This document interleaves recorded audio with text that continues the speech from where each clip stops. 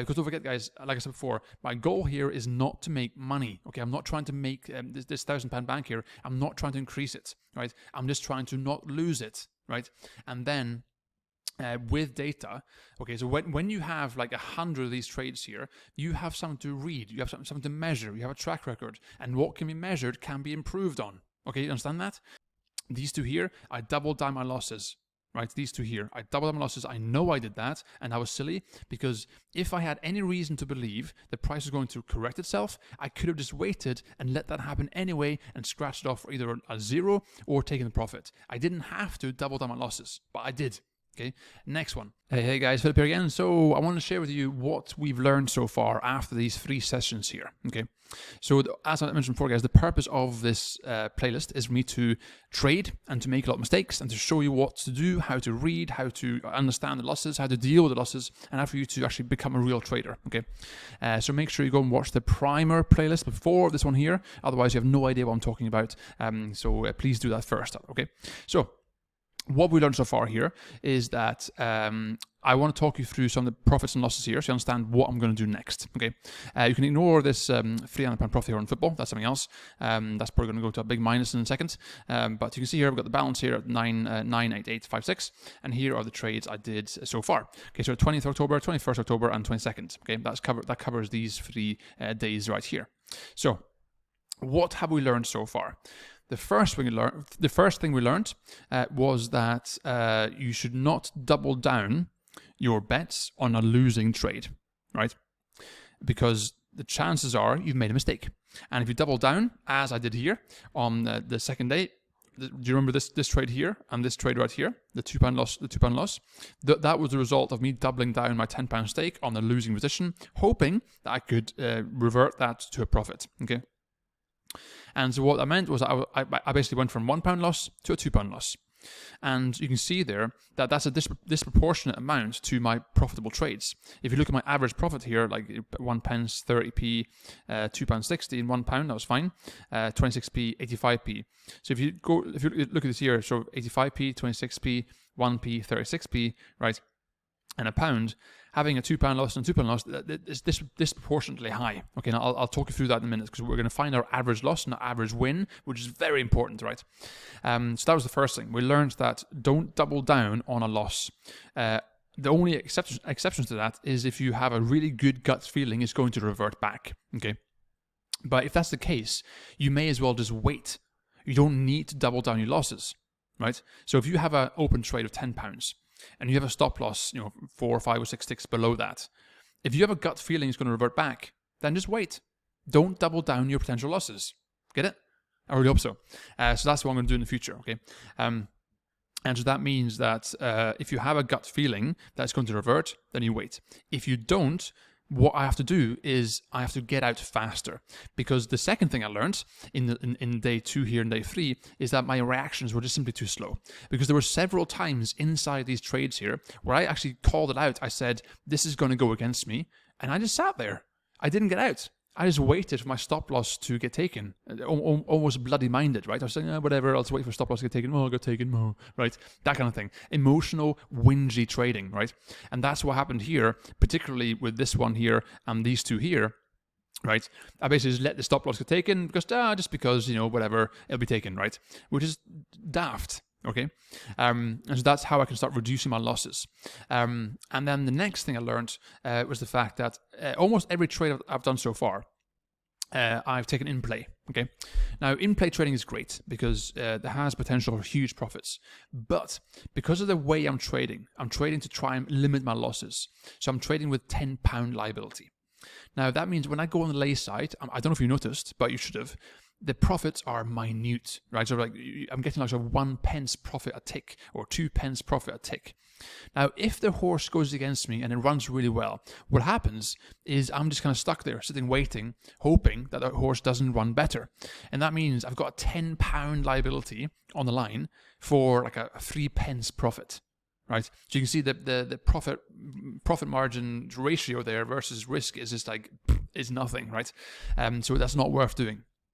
But I think I will continue doing the back betting though, because on the back bet, there's a straight up £10 liability, but the profit per tick is much bigger because it's the normal profits, right?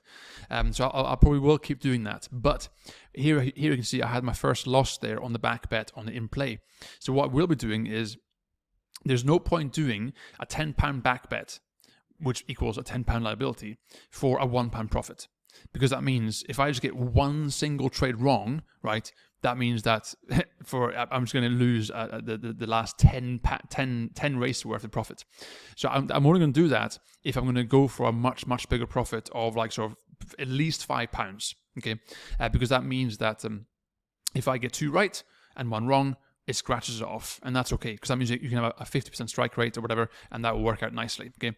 But I can only do that if I have a long-term plan, and I'm willing to commit to the trade, and I say, I'm going to take at least a £5 profit, I'm all in or nothing, right? That's kind of what I'm getting at there. There's no point doing that kind of liability for a £1 profit or a 50p profit, because even if I got 10 trades correct, one trade would wipe out all the profit and then some, okay?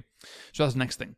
So in the future, when I'm doing in play, I'm probably going to leave the lay side, because it's just too risky. Although it is good practice, okay? So if you are wanting to practice doing in-play trading, if you want to learn how the market moves, which is basically what I've been doing here, like inside here, I've just been messing around, right? Then doing in-play trading or having like a £5 or £10 liability, it's a very good way to learn, because you're learning how the market moves, okay? And your job is just simply to be in the green. How much? It doesn't matter. Just be in the green, and you'll learn from that. So if you do lose if you do lose like £50 worth or £100 worth over the course of like a week or two, the practical learning or earning is worth £100, okay? Because you're learning how the market moves, and no course can teach you that, unless you're actually actively trading for the whole reasons that we discussed so far in the primer playlist. So remember that the reason why we're here is because of this playlist right here, the primer playlist here. So watch this here first to understand what I'm getting at here. So if you want to practice doing in-play trading, then using £10 liability is perfect, because you can go on the lay side, okay, and you can see how the market moves, okay. But obviously be aware, if you have £10 liability, if you go on the back side, right, then if the horse doesn't run well, then you're going to lose £10, okay. But anyway, so, and the next thing here, guys, I want to talk to you about the profit and loss here, okay? So let's download this Excel sheet here real quick. So if I click on download, and I open this up here, I want to show you this here in terms of how you can start compartmentalizing what's actually happening here, okay? So if I just pop this here, so you can see all the races and so on. And let me zoom in here so you can see properly. There we go. So if you click here, click on the cell down here and go to auto sum and go to average, and then click on the first profit, and then hold down control, and then you can simply drag here. So highlight these profits, and this one here, and that one there, and this one, and this one, and this one, and this one, and this one, and then click on enter. This gives me my average profit. Okay, see here, that's average profit I had there, and click on here, and then I can go to auto sum averages, and I'll click on this one here, this one, this one, this one, this one, this one, this one, I think that's all of them. Yeah, cool. So you can see here, my average win is 80p, which is actually, it seems quite high. That's good. And my average loss is £3.14. Okay. Now that was also because of my last day, this one here, when I was just being silly, right? I was just trading, and I was going, I'll just let the stop loss get taken. Who cares, right? I'm being sulky. I was emotional trading. Okay. And so I did that to kind of show this here, so you can see the sort of the difference, right? And so that meant that I basically wiped out all my profits in just an hour. Boom, all gone. And so that's the normal thing. Small win, small win, small win, big loss. That's the normal beginner trading routine, okay? And so here now you can see this gives us something to work with, right? So now you can see, I know now my average win so far is 80p per trade, right? Which in the grand scheme of things, that's not bad when you consider I'm using £10 stakes and only 2 stakes at a time, okay? But it also gives me an indication of, okay, I need to try and get that up somehow. Or at least I need to get this down, okay? I need to get this loss here to a much, much lower level, right? And so if I go with what I've said so far, I'm not going to double down my losses. And also, I'm going to be more ruthless and quicker with taking my losses and scratching off.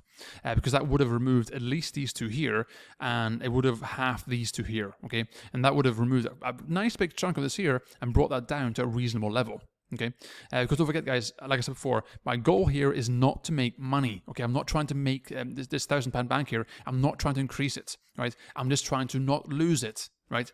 And then with data, okay, so when you have like 100 of these trades here, you have something to read, you have something to measure, you have a track record, and what can be measured can be improved on. Okay, you understand that? That's what you're trying to do here. So you're trying to identify, okay, this trade here, I lost £10. That was me just being an idiot. Okay, an absolute idiot. I need to rectify that.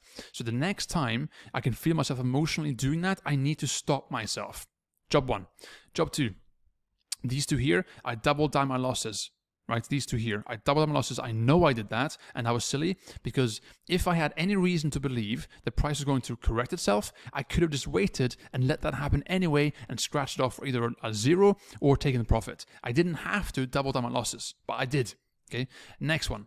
For these ones here, I became bloody-minded, right? These ones here and these two. I became bloody-minded, whinging, sulking, and I said, I'll let them take the stop loss. Or I was just too slow. I called it and I said, those are going to go against me more, and I just sat there like an idiot and waited. Now I know what to do next, okay? And is that going to happen guaranteed? No, it takes repetition again and again and again. But this is the starting point. Now you know what you're doing wrong. Now you know what you can measure and improve on. And that's why these numbers and stats are so important for you to understand what you're doing wrong. The beginner noob will simply go, oh, I lost some money. It's not fair. It's not my fault. The market goes against me. And they start whinging and bitching, and they complain the software. They blame the software. They blame me, right? And they start just looking for excuses. Whereas the winning trader will look at the data and go, okay, that was wrong, that was good, that was bad, oh, look at this trade here. And yet they rewatch the videos and go, oh my God, look at what am I doing here? Why am I doing that? That's silly, right? And they learn from that. And that's exactly what you need to do as well. So guys, please do go back and re-watch these here so you can see what I'm doing, okay? And also, if you have not yet, please, I'm begging you guys, go and watch this primer so you understand what I'm doing here, so you understand what I'm trying to get at. Unfortunately, I'm seeing a lot of comments on these videos where people will just simply have not watched these videos at all, and they're judging the videos based on these results, not on the big picture, on the big picture of what I'm trying to do. So if any of you guys are my more loyal followers and so on, if you see any RC comments, then please link to these playlists so you understand what they're supposed to do, okay? And you can help me out there as well, okay? So guys, thank you for watching, and I'll be back either today or tomorrow with the next session, and we can continue trading with small stakes, and we'll continue to dive into these the data, and we can try and make you a better trader, okay? Cheers, guys.